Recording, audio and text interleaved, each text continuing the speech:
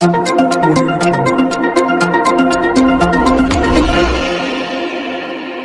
શહેર સહિત અનેક જિલ્લાઓના ગરીબ તેમજ મધ્યમ વર્ગના લોકો માટે આશીર્વાદ સમાન સુરત નવી સિવિલ હોસ્પિટલ જર્જરિત બની ગઈ છે। લોકો માટે જીવના જોખમ સમાન બનેલી મિલકતને લઈને વિરોધ કરવામાં આવી રહ્યો છે। બિલ્ડિંગ જર્જરિત થઈ ગઈ હોવા છતાં પણ દર્દીઓની સારવાર ત્યાં જ કરવામાં આવી રહી છે।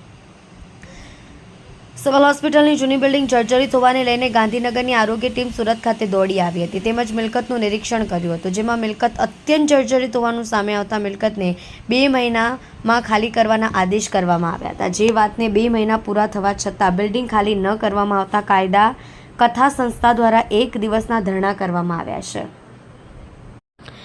સુરત નવી સિવિલ હોસ્પિટલની જૂની બિલ્ડિંગ એકદમ જર્જરિત થઈ ગઈ છે। આ ઇમારતોને તાત્કાલિક ખાલી કરવા માટે કાનૂની નોટિસ આપવામાં આવી હતી। ત્યારબાદ 15 જુલાઈના રોજ યોજાયેલી બેઠકમાં અધિકારીઓએ આ ઇમારતોને 60 દિવસમાં ખાલી કરવાનો નિર્ણય લીધો હતો, જેની સમય મર્યાદા સપ્ટેમ્બર 17ના રોજ સમાપ્ત થઈ ગઈ હતી। સુરતની શહેરની કાયદા કથા સંસ્થા ઇમારતો ખાલી નહીં થતાં આજે 1 દિવસ ધરણા પર ઉતરી ગઈ છે અને આ માટે પોલીસ પાસેની પરવાનગી પણ લેવામાં આવી છે। જો તેમ છતાં વહીવટી તંત્ર કાર્યવાહી ન કરે તો મામલો હાઈકોર્ટમાં લઈ જવાની ચીમકી આપવામાં આવી છે।